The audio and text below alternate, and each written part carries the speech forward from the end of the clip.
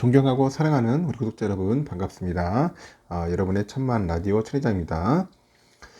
이제 마지막 방송하고 천회장도 쉬도록 하겠습니다. 토요일이 너무 빨리 지나는 것 같아요. 뭐 하다 보니까 막 정신없이 그냥 훌쩍 지나갔어, 훌쩍. 하여튼 여러분들과 함께 즐겁고 행복하고 유쾌한 시간이 되었으면 좋겠어요. 마지막 방송이니까 꼭 들어주시고 여러분들도 행복한 꿈나라로 돌아가시길 바래요. 행복한 꿈나라에서 봅시다. 철회장 꿈을 꾸면은 대박을 칩니다. 제 손 로또 됩니다. 로또. 하여튼 5천원 이상은 될 거예요. 하여튼 꼭 꿈을 꾸세요. 얼굴도 본 적도 없는데 어떻게 꿈꾸냐고 하는데 그냥 가슴속으로 마음속으로 꿈꾸시면 됩니다. 별거 아니에요.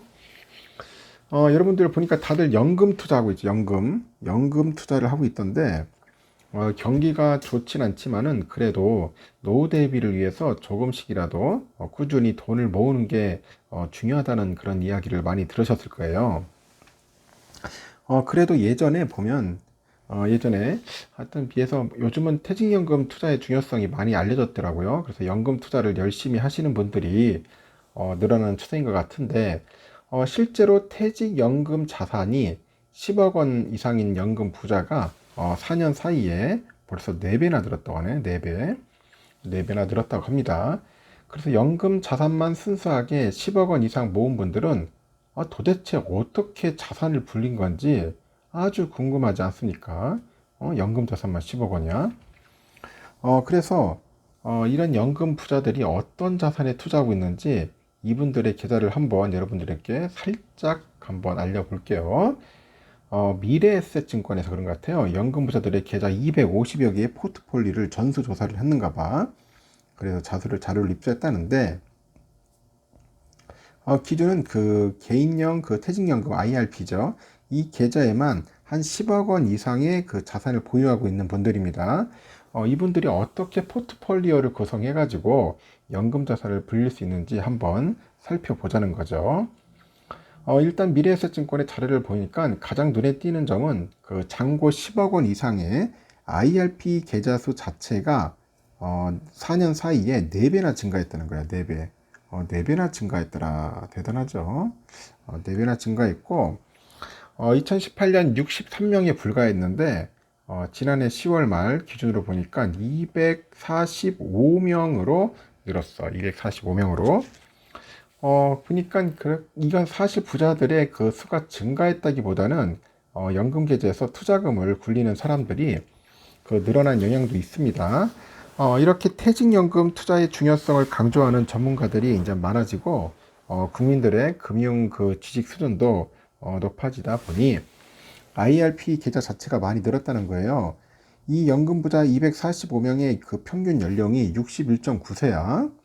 연령대는 60대가 보니까 53% 됩니다. 53%, 50대가 한 32%, 70대가 한 10% 정도 돼요. 이들의 평균 연금 자산은 무려 17억 2,082만 원 되는데 17억이면은 은퇴 이후를 30년이라고 가정했을 때 한 달에 약 470만 원씩 그 받아도 남는 돈이라고 합니다. 아주 풍족한 노후를 보낼 수 있는 돈이라고 생각하겠죠. 그럼 이분들이 어떤 자산에 투자했는지를 살펴보니까 일단 IRP 계좌에서 투자가 가능한 자산부터 간략히 설명해 보면은 개별 종목을 빼고는 거의 다 가능하다네요. 펀드나 ETF, 뭐 리츠, 채권, 예금 등이 대표적이라는데 일단 가장 높은 비중으로 보유하고 있는 자산은 펀드였어요. 이들은 평균적으로 전체 자산의 3분의 1을 펀드에 투자를 했고요. 최근에 주식장이 부진해서 두 자릿수대 손실을 보이고 있는 상품도 많은데 그럼에도 연금 부자들은 여전히 펀드에 가장 많이 투자하는 모습이었습니다. 그 펀드 중에서는 연금에 특화된 상품인 생애주기형 상품이 비중이 압도적으로 높았는데 그 생애주기형 상품은 타깃 데이트 펀드하고 타깃 인컴 펀드 등 이것들이 대표적인 것 같아요. 말 그대로 내 생애주기, 즉 은퇴까지 시간이 얼마나 남았냐에 따라서 위험자산과 안전자산의 비율을 자동으로 조정해주는 상품을 의미합니다. 내가 은퇴까지 시간이 많이 남은 젊은 투자자다 하면은 주식 비중을 높인 공격적인 그런 포트폴리오를 제공하고요. 은퇴까지 얼마 남지 않은 사람일수록 주식보다는 채권 등 그런 안전자산 비중을 높인 안정적인 포트폴리오를 제공하는 거야. 그 생애주기형 상품은 내가 따로 신경 써서 포트폴리오를 재구성할 필요가 없다 보니까 연금 자산을 굴리기에는 적절하다는 평가를 받다 보니 최근에 몇 년 사이에 시장 규모가 급증을 합니다. 실제로 미래에셋의 연금 부자들만 해도 뭐 TDF, TIF에 투자하는 금액이 지난 4년 사이에 한 30배 정도 가까이 늘었습니다. 2018년도 보니까 2018년도에는 22억 원에 불과했는데 2022년에는 633억까지 불어나는 거죠. 코로나 확산으로 증시가 고꾸라졌던 2019년에는 연금 부자들의 그 TDF하고 TIF 투자 규모는 계속해서 성장세를 이제 보이는 거죠. 연금 계좌로 ETF에 투자하는 분들도 많을 텐데 재미있는 게 연금 부자들의 ETF 투자 비중이 10년 전에 비해서 오히려 줄었어요. 2011년에는 ETF가 전체 포트폴리오의 9.74%나 차지했는데 22년에는 이 비중이 7%대로 떨어집니다. 2011년이면 국내에서 ETF 투자가 대중화되기도 전인데 역시나 연금 부자들은 남들보다 발빠르게 투자에 나서는 모습이죠. 그런데 지난 10년 사이 TDF나 TIF처럼 연금 투자에 특화된 상품이 등장하고요. 점점 이제 보편화되다 보니 ETF 비중이 조금은 줄어든 것 같아요. ETF가 좀 줄어들더라.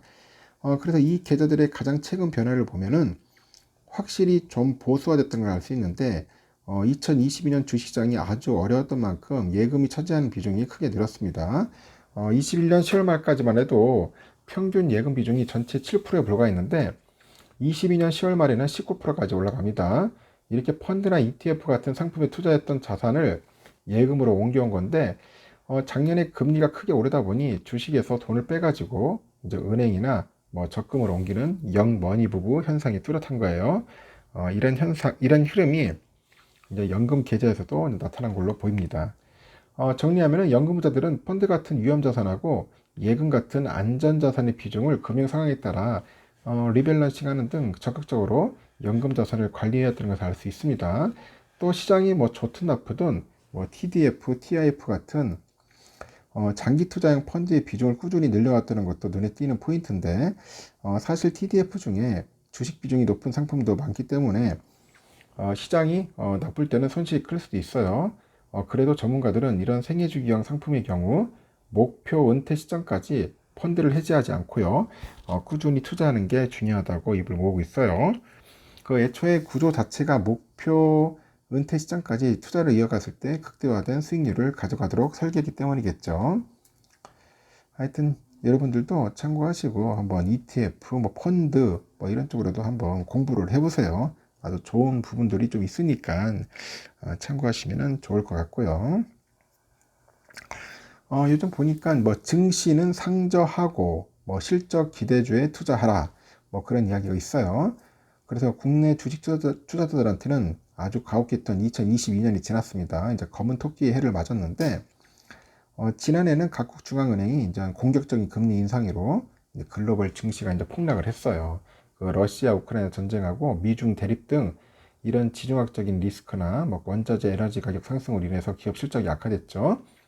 이제는 새해에도 경기 침체 우려와 고금리 공포가 쉽사리 사라지지 않을 것으로 보이는데 올해 미국의 그 연방준비제도 이사회가 금리 인상 기조를 접고요. 이제 금리 인하로 돌아서지는 않을 것으로 전망이 됩니다. 이제 경기 침체 우려는 사실상 현실화되고 있고 투자자들은 이제 2008년 금융위기 이후 가장 불안한 새해를 맞이하게 됐어요.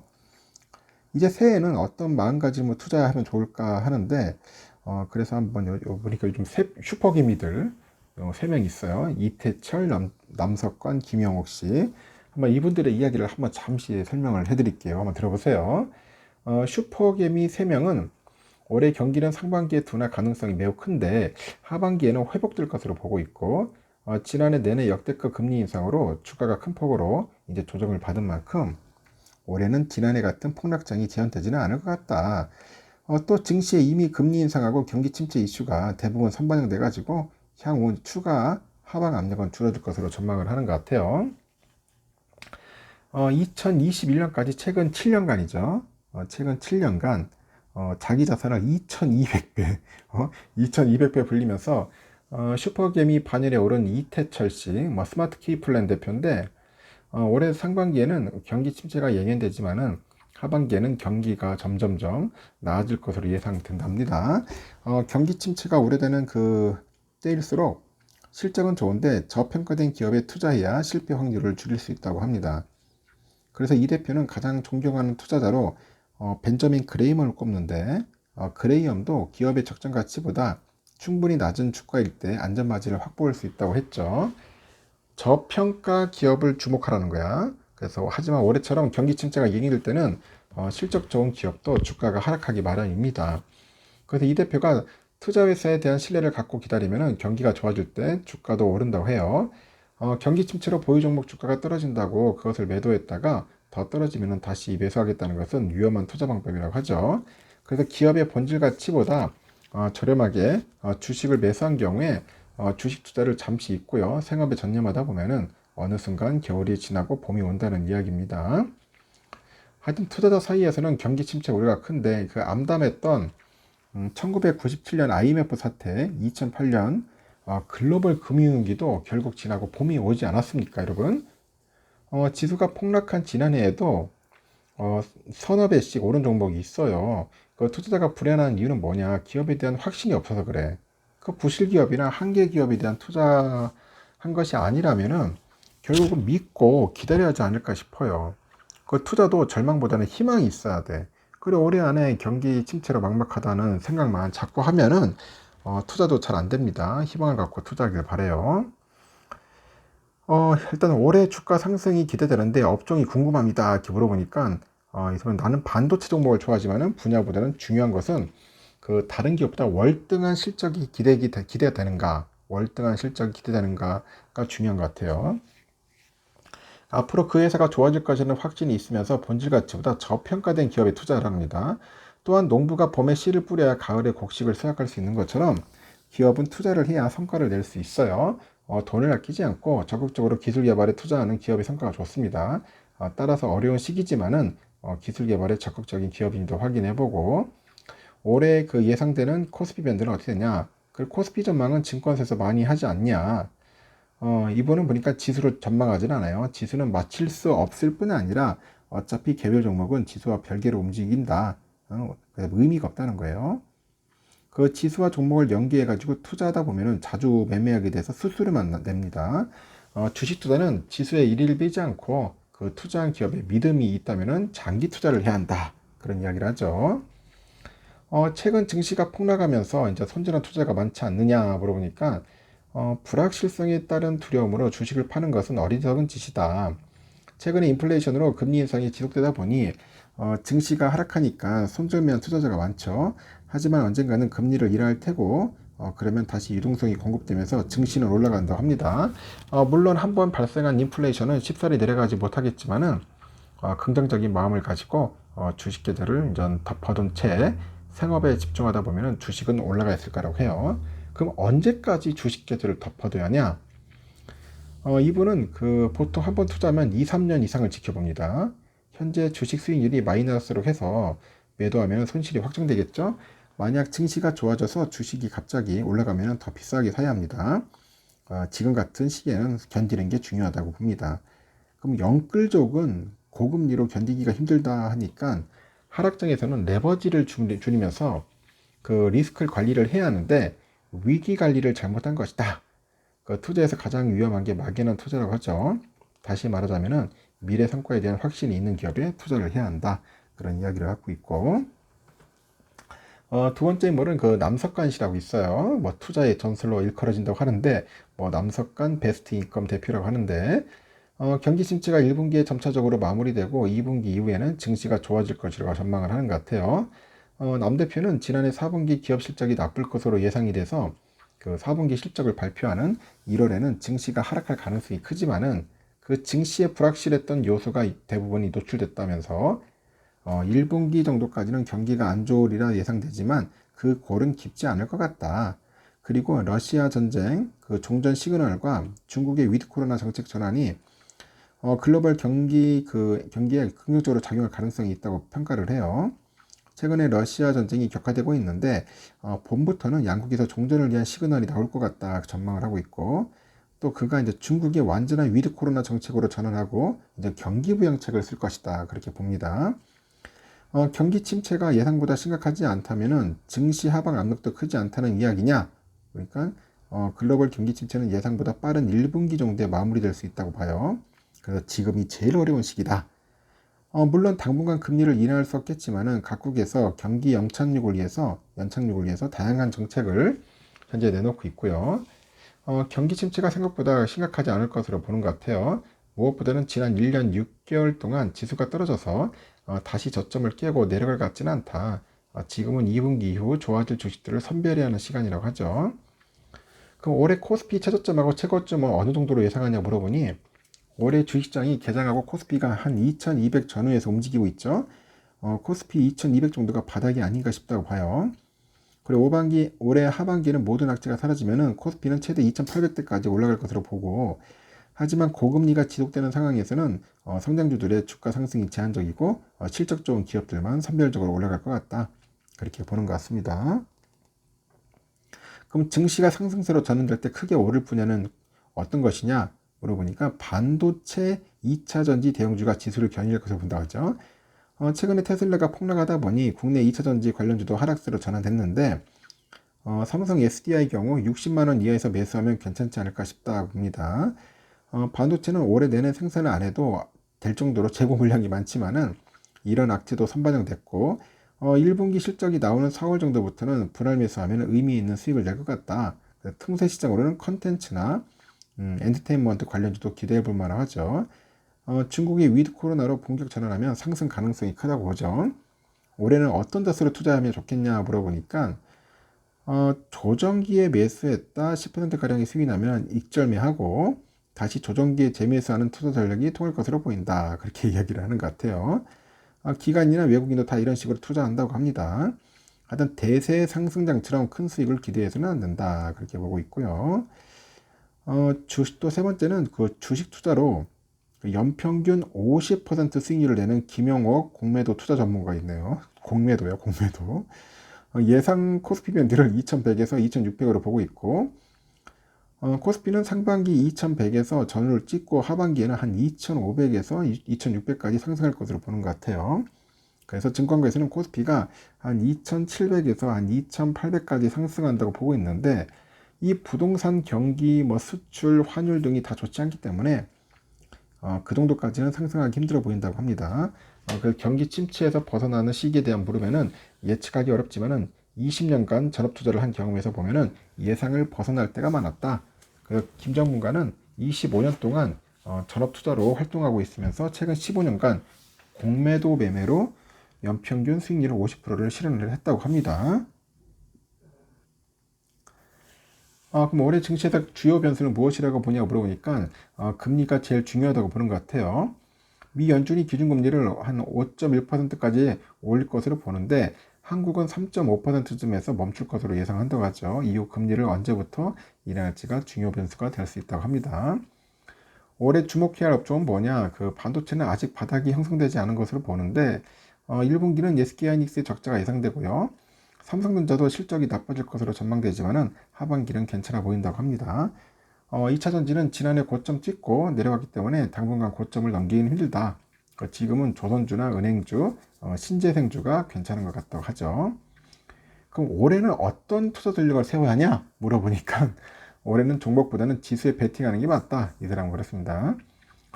종합지수가 많이 밀려 있어서 종합지수가 상승해도 업종별로 등락이 있을 수 있고, 지금은 대세 상승장이 아니라 어떤 분야가 올라도 또 어떤 분야는 또 지지부진할 수 있다는 말이죠. 하지만은 종합지수는 오를 가능성이 크다고 봐요. 그 코스피가 한 2700에서 2800까지는 상승할 때 삼성전자, 현대자동차가 그만큼 오른다는 보장이 없지 않냐. 그래서 코스피가 2100에서 2200일 때 이 지수를 2배 추종하는 그 레버리지 ETF에 한 1년가량 투자하면은 의미 있는 수익을 낼 수 있지 않겠나 봅니다. 이 사람은 보니까 코스피 레버리지 한번 해보라는 것 같습니다. 그렇다면 어느 국가에 투자하면 유리하겠냐 물어보니까 한국이다. 한국. 미국 증시는 그동안 쉬지 않고 상승했기 때문에 버블이 꺼지려면 시간이 좀 필요한다. 근데 중국은 돌발 변수가 생길 수 있고 현재 상황에서는 한국 코스피에 투자하는 것이 제일 안전하다. 그렇게 이야기를 합니다. 하여튼 흥미로운 이야기들을 좀 했습니다. 이렇게 슈퍼개미들도 요즘 참 힘들어요. 슈퍼개미라고 해서 요즘 돈 다 잘 버는 거 아닙니다. 하여튼 그 사람들의 하여튼 그걸 보는 겁니다. 그 사람들의 그 투자의 방향성과 이제 그런 걸 보는 거죠. 하여튼 여러분들도 투자를 많이 하다 보면은 좀 느끼는 게 있을 거야. 이제 공부를 하다 보면은 어느 쪽으로 투자를 하면 좋지 않겠나. 나름대로의 그 인사이트가 있어요. 인사이트. 이제 그게 필요하다고 보는 것 같습니다. 하여튼 여기까지 하겠습니다. 여러분 뭐 연금 투자도 좋고 연금 관련된 뭐 ETF, 펀드 뭐 그런 것도 좋고 뭐 삼성도 좋고 하니까 본인이 좋아하는 그런 종목이나 기업이 있으면은 한번 공부해서 올해도 열심히 해가지고 꼭 좋은 결과 있었으면 좋겠습니다. 여기까지 하고 여러분 편히 쉬시고 주무시고 내일 새벽에 봬요. 여러분 굿나잇.